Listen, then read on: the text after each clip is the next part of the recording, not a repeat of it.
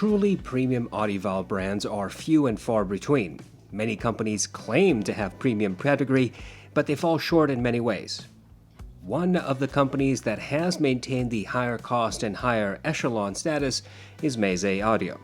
This company has been releasing new headphones and IEMs for the past year or so, trying to strike new progress from their previous iterations. Today, we're taking a look at the Empyrean 2, a planar magnetic headphone that costs $3,000. Meze was kind enough to let me borrow this headphone for quite a while, and I definitely have thoughts about it. Every Meze product page has a story behind the relevant gear. They briefly talk about some specific challenge they set out to overcome and how their aesthetic vision plays into the overall design of the gear. That's pretty much how the Empyrean 2 are discussed as well. The original Empyrean were a direct competitor to audeze's topmost LCD4 headphones. Meze made sure to make the original as different as they could from audeze's headphones, along with any other planar magnetic headphone in the market. And of course, the second iteration of the Empyrean keeps the overall goal that the first had. Here, on the second Empyrean, Meze wanted to know how to improve. They claimed to have received feedback and made specific changes, some aesthetically, some in build, and some in tuning. Meze does not provide any useful information about the sound signature for any of their products. They don't provide graphs. The Empyrean 2 gets the same treatment. All we are told is that the second version has more resolution and detail than the first Empyrean. Third-party graphs can vary, of course. If you look at the graphs for both the first and second Empyreans from headphones.com, you would notice a very significant difference. I am hesitant to blindly agree with graphs since testing methodology has to be consistent and mistakes can happen. And different ear pads and placement on the measuring device can have a big effect on the outcome, but at least these graphs provide some general information. As for build, Meze says they altered some of the structural materials to the Empyrean 2. Nevertheless, the overall size and weight is basically the same as the original. The design is also very similar. The grills, however, are different, and upon close inspection you can see the different etching on the headphones. There are the same color differences as well. The headphones feel sturdy. Some smooth curves are present, and these simply ooze premium quality overall. The headband is not padded, which might be problematic for some people. The ear cups swivel freely and have about 2 inches of vertical adjustment. Just as with the original Empyrean, Meze includes 2 ear pads with the second version. One set is their Duo set, which is a blend of leather and Alcantara. The other are angled Alcantara ear pads. Obviously, the different materials and angling will have a modest effect on the sound signature and comfort. The ear pads are overall very comfortable. They are well padded and thick and fully engulf my ears. Wearing the Empyrean 2 for hours never posed a problem for me. In fact, when compared to the original version, I slightly prefer the comfort on the second. By the way, the ear pads are interchangeable between the 2 versions of the headphones, so if you have the first Empyrean, you can put the second's ear pads on. I'm glad Meze did not alter the design in this respect. For a $3,000 headphone, you really want more in the box, but we do get 3 premium cables and the extra set of ear pads that I mentioned. Honestly, I wish companies would make their shipping boxes into display boxes. The Klipsch Heritage headphones come packaged in a glass display case and with a very nice metal headphone stand. In any event, the Empyrean has Meze's classic design and build quality. It is impeccable. I used the Empyrean 2 for about a month as one of my go-to headphones. I listened to my lossless music library, streamed lossy audio from Spotify and YouTube, watched movies and TV shows, tested using my test playlist, and listened casually for hours and hours on end. I paired this headphone with numerous sources, including the Matrix Mini-I Pro 3, SMSL Raw, Mytek Brooklyn DAC Plus, Low 2-Paw 6000, Low 2-Paw S1, and the hifi, ICANN, and iDSD combo. I did my typical A/B comparisons against other headphones. That list includes the Audeze LCD4Z, the original Empyrean of course, and the Focal Utopia. For the sound summary, I relied principally on the Duo earpads. The Empyrean 2 needs power for optimum bass performance.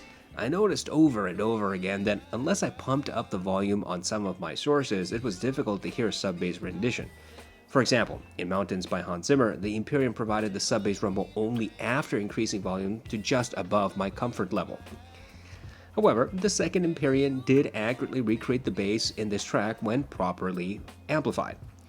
Transience was quick, similar to other planar headphones. Separation of sub-bass from mid-bass was fairly obvious, but not nearly as clean as on the Focal Clear or the Austrian Audio iX55, or even the HT800S, which really lacks bass. Mid-bass impact was hard, but not necessarily sharp. Drums always sounded slightly muffled, as if there was a thin sheet draped over the drum head. The LCD4Z has marginally less sub-bass presence. Transience, I think, was slightly faster on the 4Z.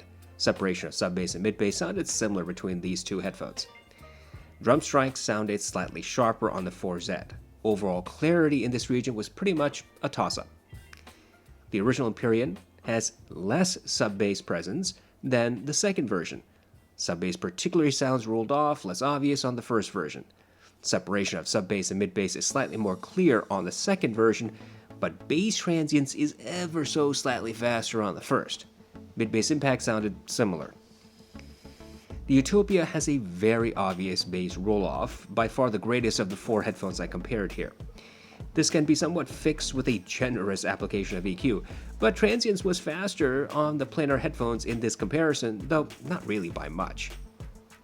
Drums sounded similar to what I heard on the Empyrean 2.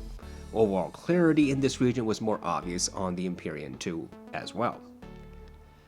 The mids on the Empyrean 2 are a bit forward and accentuate both vocal sibilance and grain.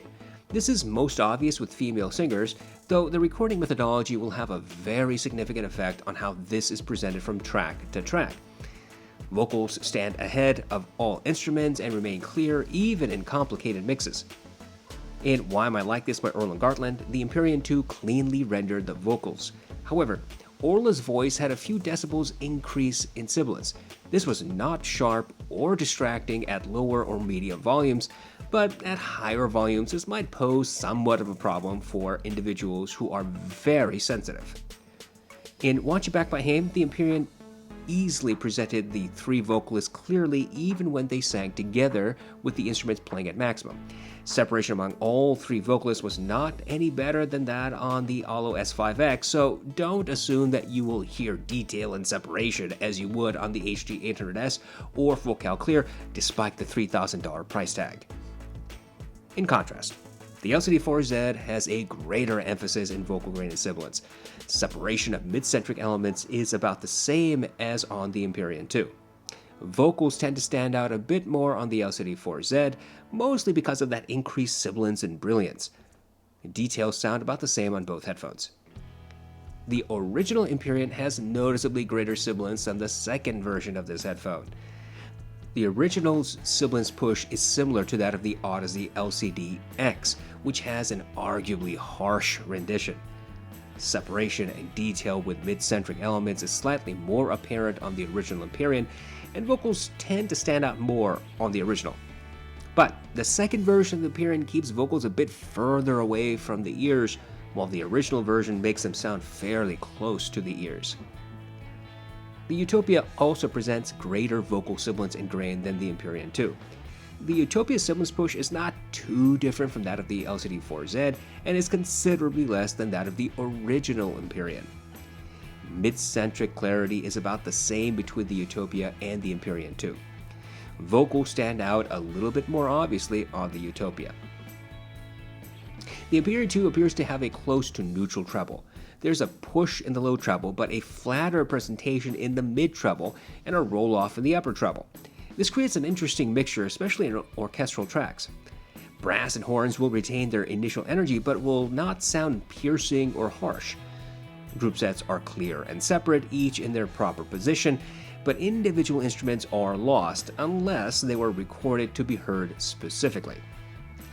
The LCD4Z has a similar treble rendition. It is also close to neutral. It seemed that the 4Z had a bit more clarity and separation in this area than the Empyrean 2, however, this distinction was not consistent or overwhelming. The original Empyrean has more emphasis in the upper treble. This sometimes results in slightly greater detail in the original Empyrean, but that is probably more due to the overall greater treble emphasis on that headphone. The Utopia has a more neutral rendition in the low and mid treble, but there is a greater emphasis in the upper treble. This makes some treble-centric instruments on the Utopia sound a bit muted compared to the Empyrean 2. Separation and clarity, however, is very similar. Finally, in regards to soundstage and overall detail retrieval, the Empyrean 2 has slightly above average soundstage. Average for me are the Sennheiser HD6XX and LCD1. Below average is the Neumann NDH20. Above average is the Avantone Planar and the hifi Mansandara. And of course, the king of soundstage is the HD800S. In my estimation, the Empyrean 2 sounds wider than the HD6XX, but not as wide as the Sandara. Frankly, all four headphones I compared in this video have practically the same soundstage presentation. As for detail retrieval, let's be very honest. The Empyrean 2 is not a detail rendering headphone. No matter what Meze says, this is nowhere close to the HD800S, Vocal Clear, or most of the Austrian audio headphones. On the other hand, the Empyrean 2 is an obvious departure from typical headphones like the 6XX, LCD1, most Denons, and the upper echelon Sony offerings. The Empyrean 2 will present multiple vocalists, sharp intakes of breaths, rustling of grass, creaking of wood, soft press on the piano keyboard, thumping of a guitar's body. In other words, this headphone will properly render obvious and some subtle details. But do not expect anything more than above average detail retrieval. In my new light footstep test, the Empyrean 2 presented 9 to 10 clear footsteps. The LCD4Z presented 10, the original Empyrean rendered 9, and the Utopia presented 10 footsteps. When you start thinking about buying a headphone costing thousands and thousands of dollars, you're not paying for better sound. Money has little to do with sound quality. Obviously, you're paying that extra cash for the brand, the materials, the aesthetics, and because you want to brag. It's not any more complicated than that.